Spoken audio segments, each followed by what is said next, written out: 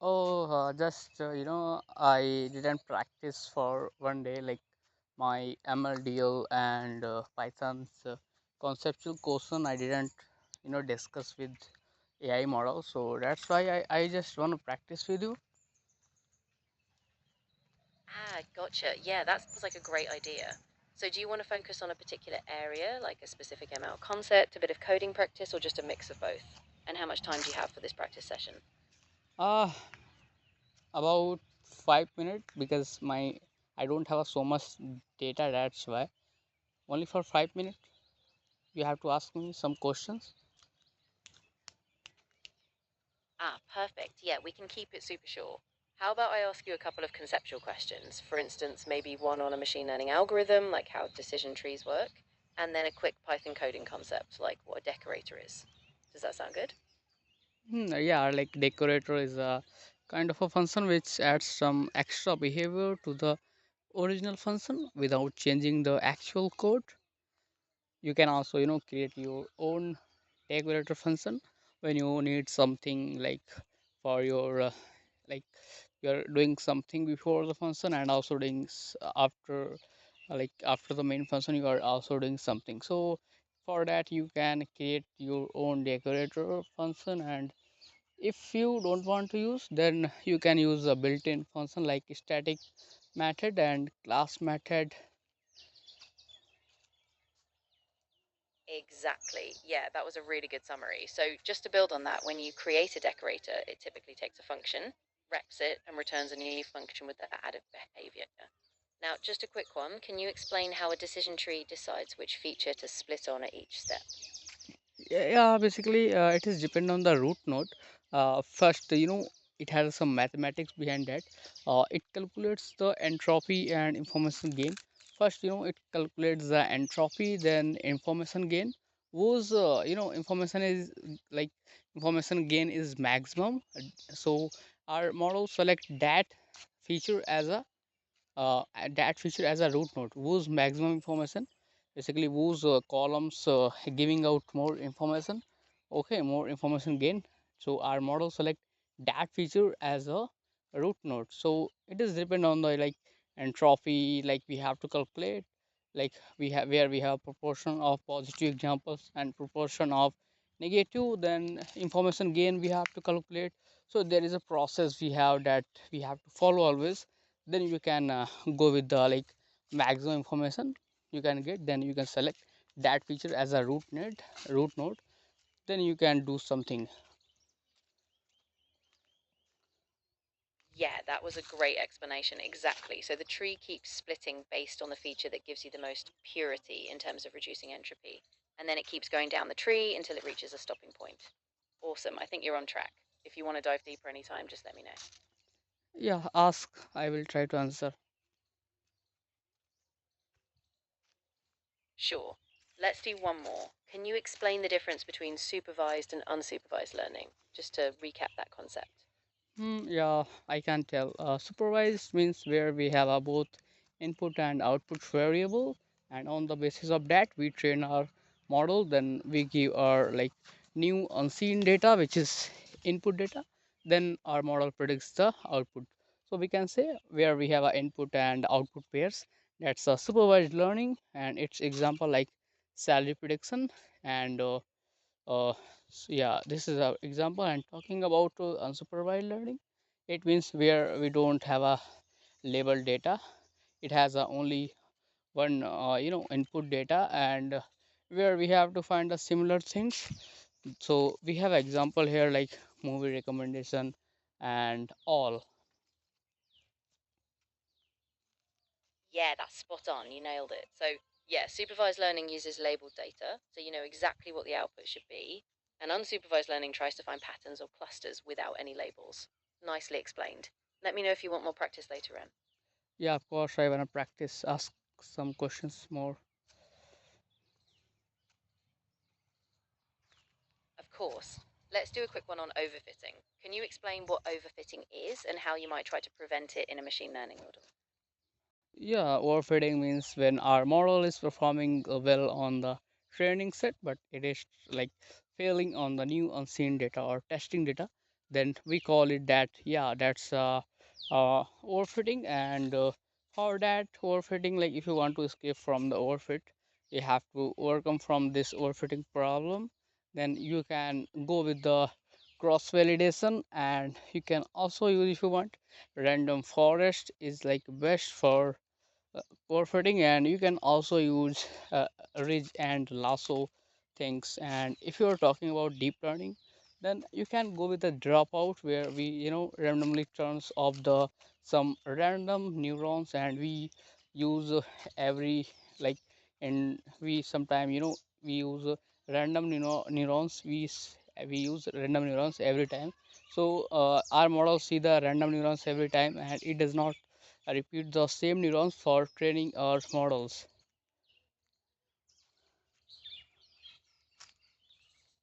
Exactly. Yeah, that's a solid answer. So yeah, basically overfitting is when the model memorizes the training data but fails to generalize. And like you said, cross-validation, regularization techniques like lasso or ridge, and dropout in deep learning, all of those help keep the model more general and avoid overfitting. Nicely done. You have to ask me some more questions, like one, two questions, then we have to end this session.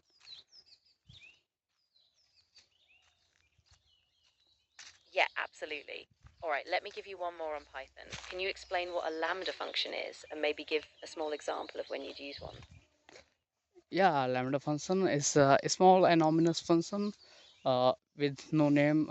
We use it when we have to do like some mathematics thing, like when you are using your map filter and all. Like when you're calculating, you are doing addition and odd number or even number you are finding with the map and filter.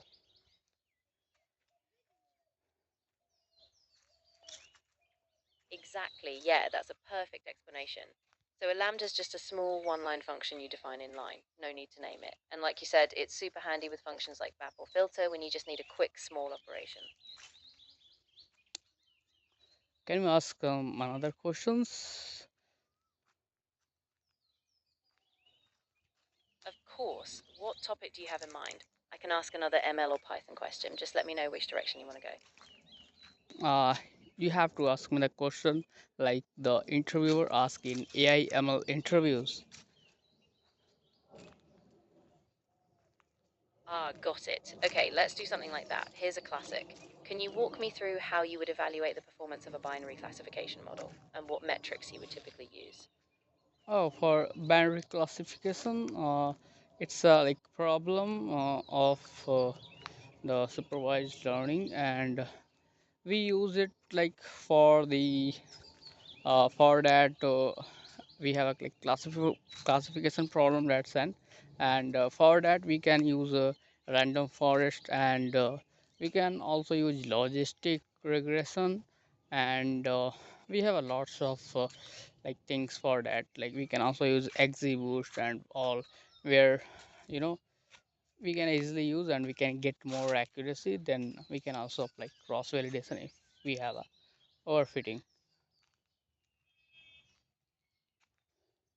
Yeah, that's a good start for sure. So, in addition to choosing the model, the key is how you measure performance. For a binary classifier, you typically look at metrics like accuracy, precision, recall, F1 score, and also the ROC AUC curve. Yeah, for So, you that balance all these to get I see accuracy score.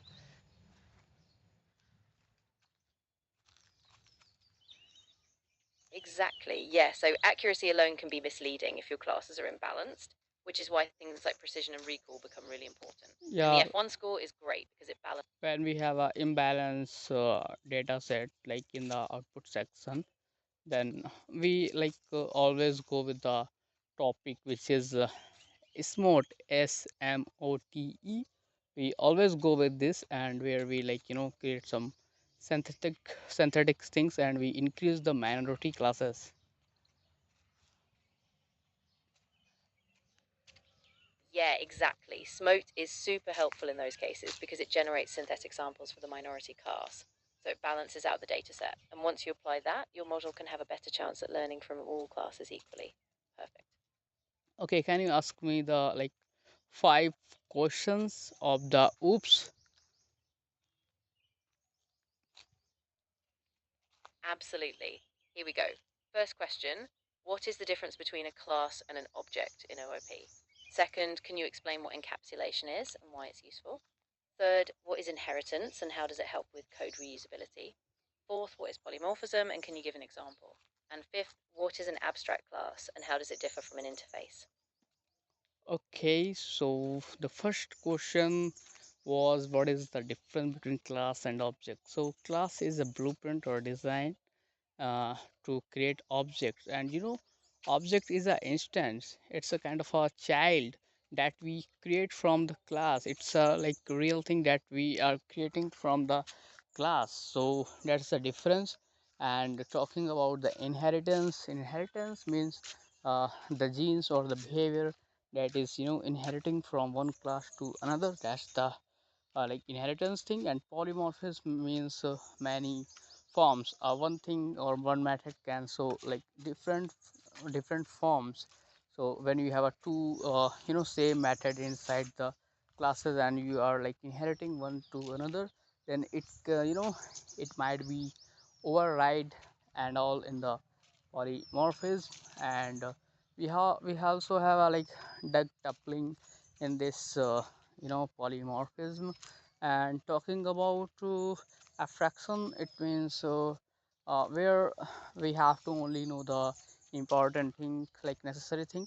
We don't need to focus that how internal things works and all. And talking about the encapsulation means where we have a classes and objects and instance method, and where we have a like private method, and also we have a public method. So that's a encapsulation where we have a attribute and methods, instance method.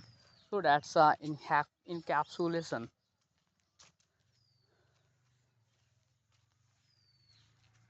That was really well explained. You covered all the core ideas. Just to add one little thing on abstract classes, those are classes that can't be instantiated directly. They define a blueprint and their child classes have to implement the abstract methods. But yeah, that was awesome. You're really connecting the dots.